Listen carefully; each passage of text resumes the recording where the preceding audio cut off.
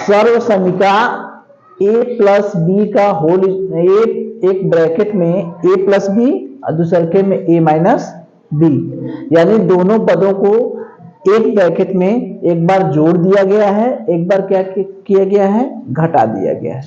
तो क्या करेंगे, a square minus B square, यानी पहले दोनों को जोड़ दिया गया है, फिर दोनों को घटा दिया गया है। आपस में क्या किया गया है, गुणा कर दिया गया। आपस में गुणा किया गया है, एक बार जोड़कर एक बार घटाकर। तो पहले के वर्ग में से दूसरे का वर्ग क्या करेंगे, घटा देंगे। जैसे एक बार इनको क्या किया गया है, जोड़ दिया गया है, a और b को एक बार जोड़ दिया गया है, एक बार क्या किया गया है, a में घटा दिया गया है। तो दोनों को अगर हम गुणा करेंगे, यानी a प्लस बी और a माइनस बी दोनों को गुणा करेंगे, कोई निशान नहीं है, इसका मतलब बीच में क्या है, किसका निशान है, गुणा का। तो क्या करेंगे, पहले का वर्ग ऋण दूसरे का वर्ग। ठीक है, जैसे एक अक्टो सवाल किया जाए, 5 धन x, 5 में पहले x को क्या किया गया है, जोड़ दिया गया है, और फिर 5 में से x को घटा दिया गया है। तो इसका क्या मान होगा, इसका मतलब पहले का वर्ग ऋण किसका वर्ग, दूसरे का वर्ग। 5 का वर्ग क्या होता है, 5 का स्क्वायर होता है 25 माइनस एक्स स्क्वायर। ठीक है, इसी तरह से एक आठ और किया जाए,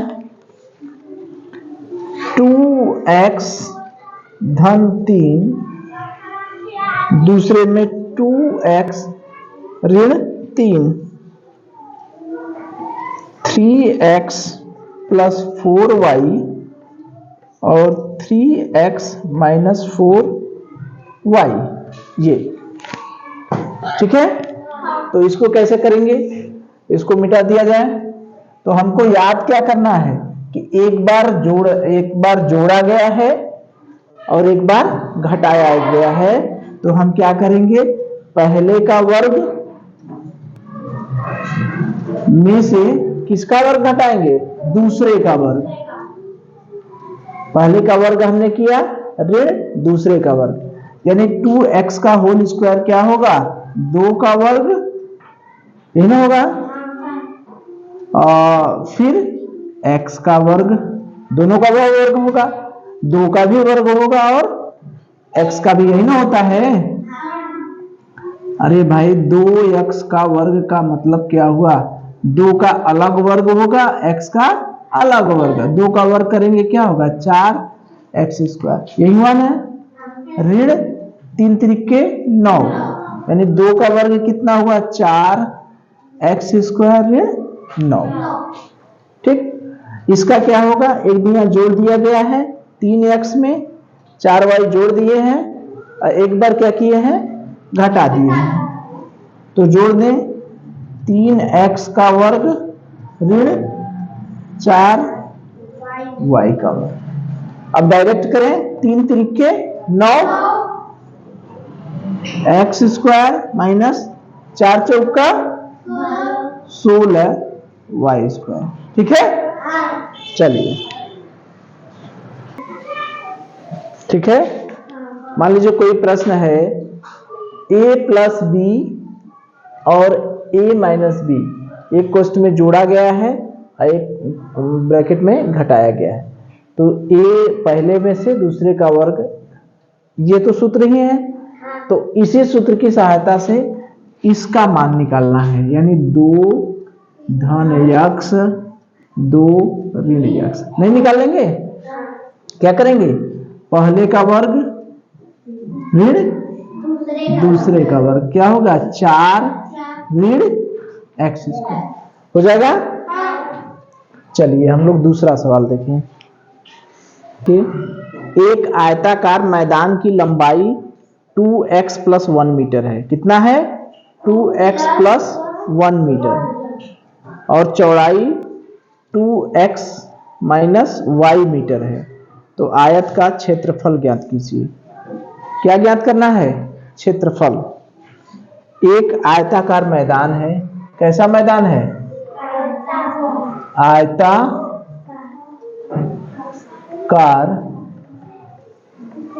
मैदान है, ठीक है। उसकी लंबाई दिया है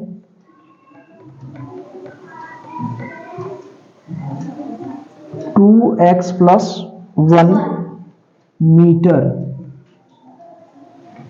और चौड़ाई दिया है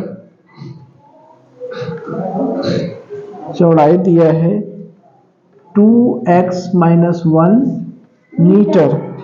तो हमसे कह रहा है कि आयत का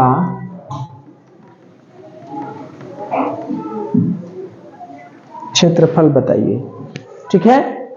तो इसके पहले हम लोगों ने आयत पढ़ा था। आयत में क्या होता है? एक लंबाई होती है और एक चौड़ाई होती है, यही होता है ना। ये मान लीजिए लंबाई हो गई और ये हो गई चौड़ाई, यही होता है आयत में। आयत में लंबाई होती है और चौड़ाई होती है और इसकी आमने सामने की भुजाएं क्या होती हैं? बराबर। इसके ठीक सामने की भुजा ये बराबर होती है, इसके ठीक सामने की भुजा ये बराबर होती है और दोनों एक दूसरे के समांतर भी होती है। मतलब ये चारों कोण, ये भी कोण 90 अंश, ये भी कोण 90 अंश, ये भी कोण 90 अंश, ये भी कोण 90 अंश, यही होता है ना।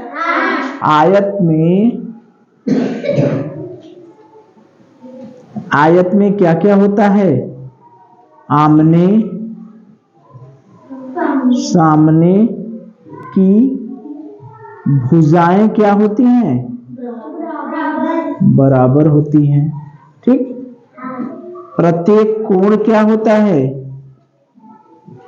प्रत्येक कोण कितना होता है? 90 अंश।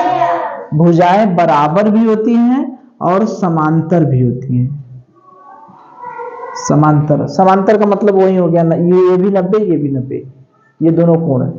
अगर समांतर नहीं भी लिखते हैं, प्रत्येक कोण 90 लिख देते हैं तब भी सही है। तो आयत में आमने सामने की भुजाएं क्या होती हैं? बराबर होती हैं और प्रत्येक कोण कितना होता है? 90 अंश। और एक और सूत्र होता है, हम लोगों ने पढ़ा था, आयत का क्षेत्रफल बराबर होता है लंबाई गुणे चौड़ाई। यानी आयत का अगर क्षेत्रफल निकालना होगा तो लंबाई में चौड़ाई का क्या कर देंगे? गुणा, ठीक है। जैसे अगर हम कहें एक आयत की लंबाई 4 मीटर है और चौड़ाई 2 मीटर है, तो क्षेत्रफल क्या होगा? क्या होगा क्षेत्रफल? लंबाई गुणे चौड़ाई। लंबाई कितना दिया है? 4, चौड़ाई कितना दिया है? 2, 4 दूनी 8, यहां पर वर्ग मीटर। वर्ग क्यों लिखते हैं? क्योंकि क्षेत्रफल का मात्रक जो होता है वो होता है वर्ग मीटर। क्या होता है? वर्ग मीटर। या वर्ग सेमी रहेगा तो सेमी में, ठीक है। जैसा मात्रक हो, मीटर रहेगा तो मीटर में, सेमी रहेगा तो सेमी। वर्ग जरूर लिखा जाएगा क्योंकि 2 बार गुणा किया जाता है, ठीक है। तो अगर आयत की लंबाई यहां पर 10 मीटर कर दें और चौड़ाई 4 मीटर कर दें, तब क्षेत्रफल कितना होगा बताइए? एक आयत की लंबाई 10 मीटर और चौड़ाई 4 मीटर है, तब क्षेत्रफल कितना होगा? 40। Very good. 10 लंबाई हो गई, चौड़ाई 4, यानी 40। मात्रक क्या होगा? वर्ग मीटर। इतनी बात समझ में आ गई? चलिए, तो यहां पर जो है, ठीक, यहां पर आयत की लंबाई दिया है 2x+1। कितना है? 2x+1। चौड़ाई दिया है 2x-1। लंबाई क्या दिया है? 2x+1। चौड़ाई दिया है 2x-1। ये भी मीटर और ये भी मीटर, ठीक है। तो हमसे कह रहा है कि आयत का क्षेत्रफल क्या होगा। तो क्षेत्रफल क्या होता है, लंबाई गुणे चौड़ाई। यही हुआ। लंबाई कितना है 2x प्लस 1, चौड़ाई कितना है 2x माइनस 1। ठीक है। चलिए, तो अब एक ये कैसे है होगा, यहां पर दोनों को जोड़ दिया गया है, पहले और दूसरे को जोड़ दिया गया है, यहां पर पहले में से दूसरा घटा दिया गया। तो सूत्र हमारे पास क्या है, याद करिए, एक बार जोड़ दिया गया है और एक बार घटा दिया गया है। सूत्र क्या है, पहले का वर्ग ऋण दूसरे का वर्ग, a plus B A minus B, एक कोष्ठ में a प्लस बी, दूसरे कोष्ठ में a माइनस बी। तो क्या होगा a square minus B square, यानी 2x का होल स्क्वायर माइनस 1 का होल स्क्वायर। तो यहां पर 2 का वर्ग करेंगे कितना होगा 4x स्क्वायर, 1 का वर्ग करेंगे 1। ठीक है। एक लाइन यहां पर और बढ़ जाता, ये तो हमारा उत्तर आ गया ना। कहता यदि x बराबर 5, तो यदि x बराबर 5, इसी में प्रश्न एक पहला प्रश्न होता, यदि कहता दूसरा प्रश्न बना देता, यदि x बराबर 5 तो क्षेत्रफल क्या होगा। हो जाता, लगा लेते ना, x की जगह क्या रख देते 5, 4x स्क्वायर ऋण 1, 4x की जगह क्या रखेंगे 5 का वर्ग ऋण 1, 5 बचे 25 चौका 100, 100 ऋण 1 यानी कितना हो गया 99 वर्ग मीटर। ठीक है। आयत का क्षेत्रफल हमारा ये आ गया। अगर इसमें कहे कि यदि x बराबर 5 हो तब आयत का क्षेत्रफल बताइए, तो x बराबर 5 रख देंगे तो कितना होगा 4 गुणे 5 के स्क्वायर ऋण 1, यानी 25, 5 के स्क्वायर 25 गुणे 4, 25 चौका 100 में से 1 गया, कितना हो गया 99 वर्ग मीटर। ठीक है। चलिए देखिए, एक पुस्तक का मूल्य 3x धन 1 रुपए है। कितना है 3x धन 1 रुपए।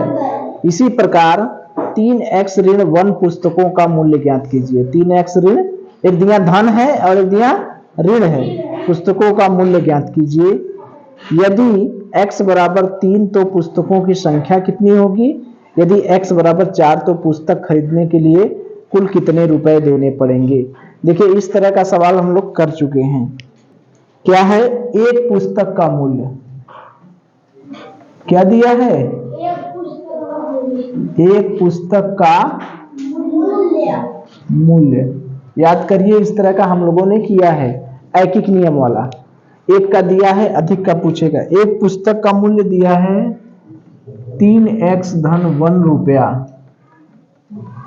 ये दिया है। ये कितने पुस्तक का है, एक पुस्तक का। तो इसी प्रकार 3x ऋण 1 पुस्तकों का मूल्य क्या होगा। एक पुस्तक का मूल्य दिया है, इतने पुस्तक का मूल्य हमसे पूछ रहा है। और इसी में, ये तो पहला सवाल हो गया। ठीक, इसी में दूसरा सवाल बना दिया है कि यदि x बराबर 3 तो पुस्तकों की संख्या कितनी है। ठीक है। और तीसरा सवाल बना दिया है, यदि x बराबर 4 तो पुस्तक खरीदने के लिए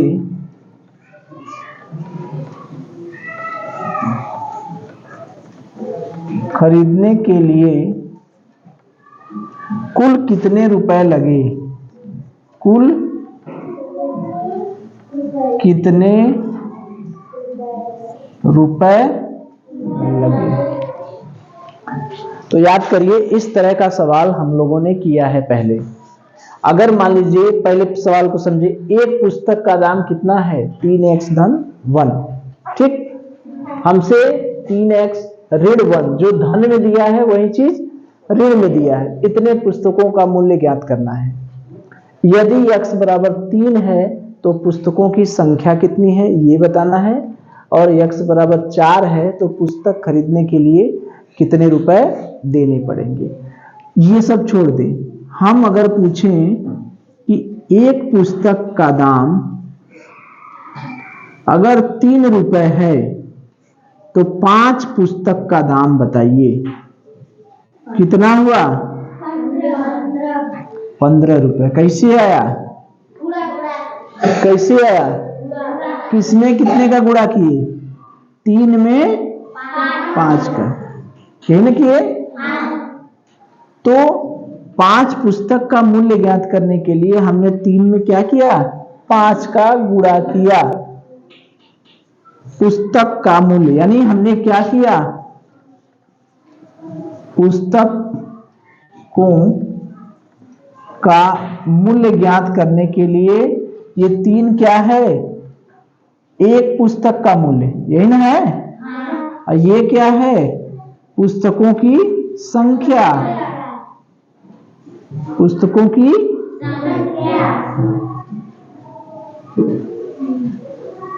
यही नहीं किया। अरे भाई, एक पुस्तक 3 रुपए में मिल रही है तो 5 पुस्तक कितने रुपए में मिलेगी, ऐच्छिक नियम भी हमको पता है। एक का दिया है, अधिक का पूछ रहा है तो क्या करेंगे, गुणा।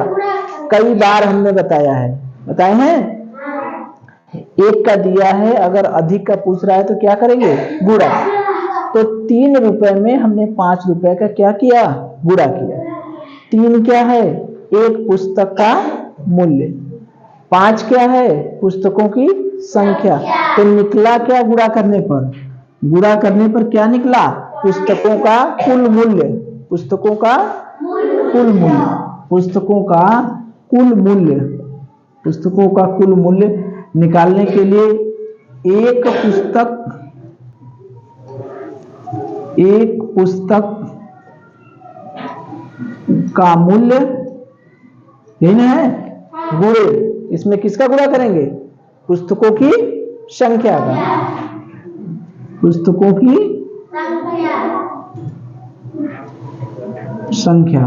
तो एक पुस्तक का मूल्य कितना है, 3x धन 1, यही है ना। पुस्तकों की संख्या कितनी है, 3x ऋण 1।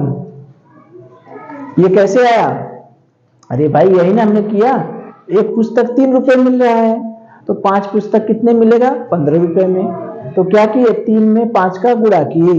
पुस्तकों का मूल्य निकालने के लिए एक पुस्तक के मूल्य में पुस्तकों की संख्या से क्या किए, गुणा। तो पुस्तकों का मूल्य निकालना है, हमको यही ना कह रहा है पुस्तकों का मूल्य निकालना है। तो पुस्तकों का मूल्य निकालने के लिए क्या करेंगे, एक पुस्तक के मूल्य में पुस्तकों की संख्या से गुणा करेंगे। तो एक पुस्तक का मूल्य कितना है, 3x धन 1। पुस्तकों की संख्या कितनी है, 3x ऋण 1, दोनों का गुणा कर दिए। ये जाना पहचाना लग रहा है, एक बार जोड़ा गया है और एक बार घटाया गया है। तो क्या करेंगे, पहले का वर्ग ऋण दूसरे का वर्ग, यही करेंगे। यहां पर दोनों का वर्ग करेंगे तो 3 का वर्ग किए क्या हुआ, 9x स्क्वायर। 3 का वर्ग किए 9, x का वर्ग किए x स्क्वायर। ऋण 1 का वर्ग करेंगे कितना हो गया, 1। ये हमारा कौन सा उत्तर आ गया, हल्का वाला आ गया। अब दूसरा वाला देखें, ये तो आसान है। एक पुस्तक का मूल्य है 3x धन 1, पुस्तकों की संख्या है 3x ऋण 1, दोनों का क्या कर दिए, गुणा। ठीक, अब हमको क्या कर रहा है, पुस्तकों की संख्या पूछ रहा है। कब, x बराबर 3, तो पुस्तकों की संख्या पुस्तकों की संख्या हमको पता है कितना है, यही ना है, यही ना पुस्तकों की संख्या है। अरे भाई इतने पुस्तकों की संख्या, अगर हम कहें कि एक पुस्तक का मूल्य 3 रुपया है, 5 पुस्तकों का मूल्य ज्ञात कीजिए, तो यहाँ पर पुस्तकों की संख्या कितना है, 5 है। तो इतने पुस्तकों का मूल्य ज्ञात करना है तो पुस्तकों की संख्या क्या है, यही है ना। तो 3x ऋण 1, इसमें x की जगह क्या रखना है, 3। तो 3 गुणे 3 ऋण 1, 3 त्रिक के 9 ऋण 1, यानी कितनी पुस्तक आ गई, 8 पुस्तक। कितनी पुस्तक आ गई, 8 पुस्तक। ठीक। तीसरा हमसे क्या कह रहा है, यदि x बराबर 4 तो पुस्तक खरीदने के लिए कुल कितने रुपए देने पड़ेंगे, कुल रुपया कितना है, यही है। तो कुल रुपया, यदि x बराबर 4 तो कुल रुपया कितना है, 9x स्क्वायर ऋण 1।